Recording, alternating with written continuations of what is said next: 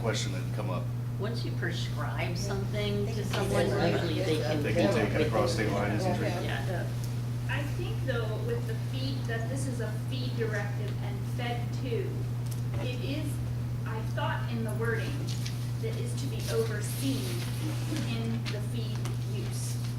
So that essentially an inspector or the veterinarian or somebody is supposed to oversee the actual feeding or the dosing.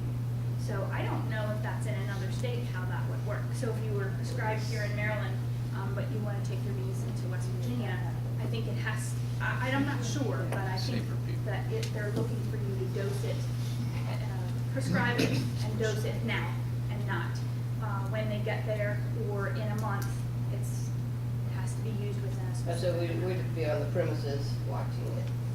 I don't think so, but I think it's supposed to be like, this is how we're gonna do it, and it's not for the beekeeper to hold on to and do.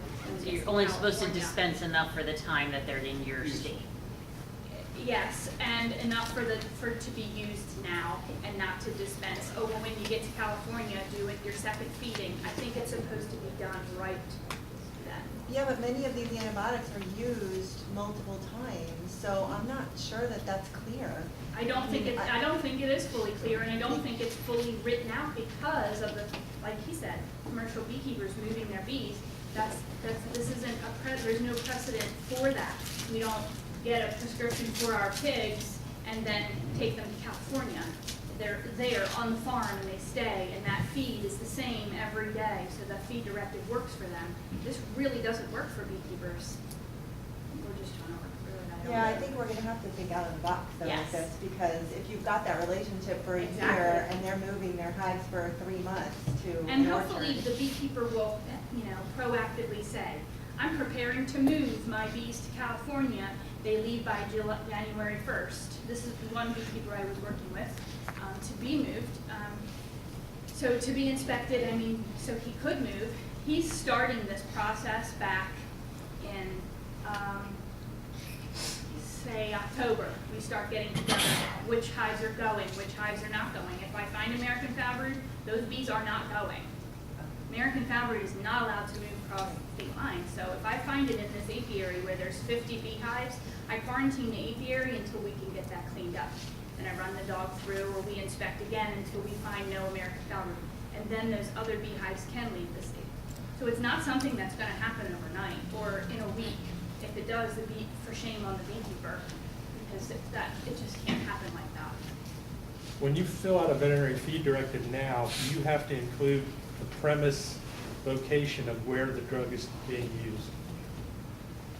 I'm a bee Yeah, disease guy. you can extend a VFD for as long as 6 months, but you have to list on the form the address of the location of the I use really of the think drug. that's for in-state use. Yeah. I So, don't think and it's beekeepers always talk about being the ugly stepdaughter of the agricultural industry, because we're the last nomadic farmers. We don't fit any rules and all of that stuff. You're foraging on other people's land, and they're spraying stuff that affects you. Beekeeping is sort of something that doesn't fit in the box. And so I think, like you say, there's going to have to be some, you can't let perfect get in the way of good, and you have to, these guys need to stay in business.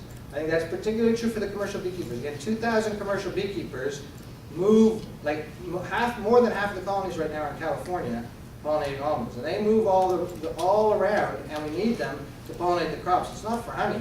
It's for the blueberries in Maine, cranberries in Massachusetts, pumpkins and cucumbers on the Eastern Shore. And that's the guys we're most worried about with this, that they have a sustained way of managing, not just foulbrood. There's a lot of these secondary diseases that we can't figure out what it is, and you dose them a little bit, and it clears that up too. So it's not just for foulbrood that you prescribe. There's these other secondary things that Sam will talk about too. Is there, within this regulation, it's reminding me, I'm a horse vet, of health certificates. My clients can't take their horses to Florida without me looking at them first. Yes. That's what the state apiary inspection program is set up to do, is to give those health permits. So there is a health certificate part in place. And then, so that's, my other question is usually that, my horses, they can still use the prescriptions I've written, in Florida. as long as, you know, because of our relationship. I would think it would be eventually something like that, that you know your Is the clients. prescription the same, is it just a dose, or is it a fee? It depends. I mean, some of, if you, depending on what like drug you give, that you're giving it in the feed. But I mean, it's not a medicated feed out of the bag, but you're making it up and you're saying you need 1 scoop of this in your feed twice a day or once a day. And, you know, I'm lucky, my clients, I have great clients, they're compliant for most of the part, but I think a lot of it is your culture within your practice. Like, can you trust these people to do what you're saying? I think that's where the That's- vet-beekeeper relationship comes into play. Yeah, it's the relationship that you have. And there are some clients that I do not leave drugs with, you know, because I know who they are. You know, I think that's part of it is you're figuring out your way, is you have to figure out, you know, who. I just want to add one point that you Yeah, brought up, keep and going. Jay is the research leader at the USDA Beltsville Bee Lab, and so that's sort of the premier disease thing, that's Jay over there. And so I think it's terrible. The one thing that you're always worried about is if you apply when honey supers are on, that it's getting into the honey and the food supply. Terramycin, unfortunately, breaks down really quickly in water, and so it breaks down, if it's in honey, it breaks down really quickly, so it's not a problem. I don't think that's the case for lincomycin. Lincomycin, the tylosin is very long. Yeah, so tylosin is the one you're really worried about with honey supers. Lincomycin and terramycin break down pretty quickly. And so we're not advocating that in terms of risk, it's not risk is equal in terms of contamination, human stuff.